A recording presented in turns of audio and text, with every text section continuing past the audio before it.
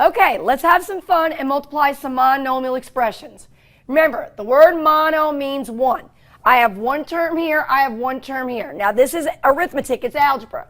Just to reiterate, to multiply -8 times -7, there is no work to do on paper. It's all up here. First thing, our rules. A negative times a negative is always going to be a positive. Always.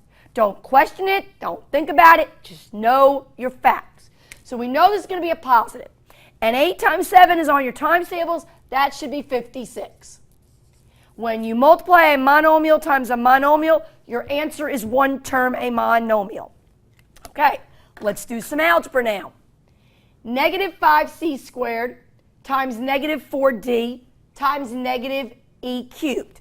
First thing we do is we multiply the coefficients.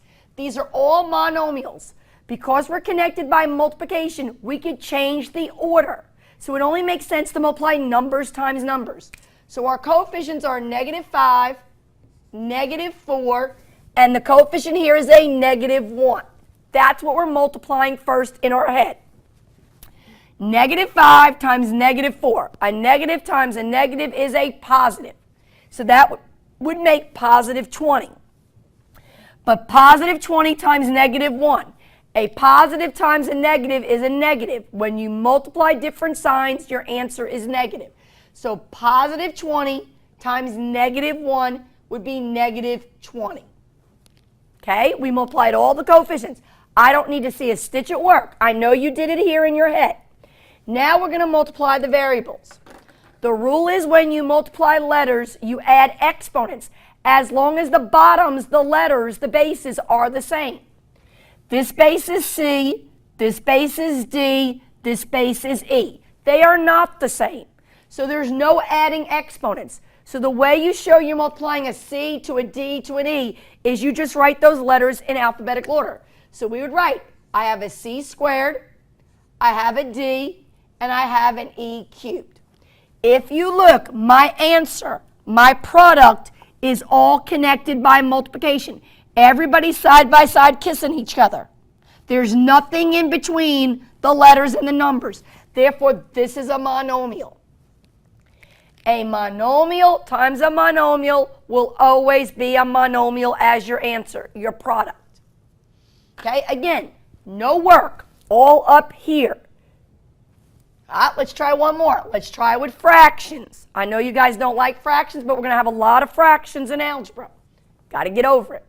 Again, everything here is a monomial. It's all connected by multiplication. Everything in here, this whole term is a monomial connected by multiplication. So the rule is to multiply monomials, we first start with the numbers, the coefficients. So we're going to multiply 2/5 times -15/10. Before I multiply, I'm going to think, this fraction's positive, this fraction's negative. What's a positive times a negative, y'all? It's a negative. Now we're going to multiply fractions. Top times top, bottom times bottom. 2 times 15 is 30. Bottom times bottom. 5 times 10 is 50. Now we're going to multiply the variables. We're going to find the same base letter, and then we can add exponents. So if this is m to the 4th, we can multiply to m squared, and 4 plus 2 means I have m to the 6th. I have an n, and this is also base n. So I know with this letter n, there's an invisible exponent of 1. 1 plus 5 would make n to the 6th. Now the problem in algebra is all answers have to be in lowest terms, reduced, simplified, whatever word you want to use there, they all mean the same thing. The first thing you know is fractions have to be in lowest terms. What can we divide 30 and 50 by? You're right, 30 and 50 are both even, they can divide by 2. 30 and 50 can both divide by 5. But when reducing fractions, we're always looking for the greatest common factor, the biggest number they have in common. If they both end in a digit 0, we can divide by 10. So 30 divided by 10 is 3. 50 divided by 10 is 5. So now we have -3/5, and we have the m to the 6th and the n to the 6th. And if you look, you can write your product your answer like this, with the negative in the middle of the bar and the variables in the middle of the bar. That's one way to write the answer. Another way that's acceptable to write this answer, which is the way I prefer as a math teacher, is to place everybody accordingly. I don't like terms hanging in the middle of a fraction bar. So guys, whether it be a number or a letter, if you have a fraction and there are terms in the middle of that bar, they rise to the top. So I would rewrite this as saying this is -3, the negative floats to the top, and the variables m to the 6th and n to the 6th float to the top. And that would leave in the denominator a 5. And that means the same thing. This expression and this expression are equivalent. They mean the same thing. It's just a preference on what your instructor would rather you write it as. So pay attention. One more little nitpicky thing I want to bring up now that I can. A lot of you are probably saying, Miss Black, why are you multiplying top times top and bottom times bottom? Why don't you reduce first or divide? You can do that. So just if I take those fractions, 2/5, and I take the 15 over 10. A lot of you know the trick to that.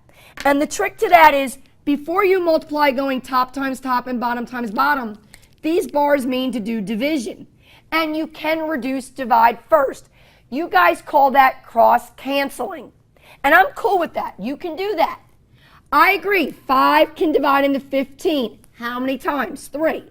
So you'd say 15 divided by 5 is 3. 5 divided by 5 is 1. You can cross-cancel 2 and 10, because you can divide both of them by 2. 2 divided by 2 is 1. 10 divided by 2 is 5. And now if you do your multiplying, 1 times 3, you get 3. And 1 times 5, and you get 5. Now, the important thing is understanding, why does that work? Because if you look, this means multiply. These bars mean to divide. And if you go back to, please excuse my dear Aunt Sally, multiplication and division are equal. Mom is not better than dad. Dad is not better than mom, which means it doesn't matter what order you read it in. So if you want to do the division first by reducing, that's great. If you want to do the multiplying first, that's great. Either way, we're going to get the same fraction, 3/5. All right, we got more multiplying to come. See you in the next video.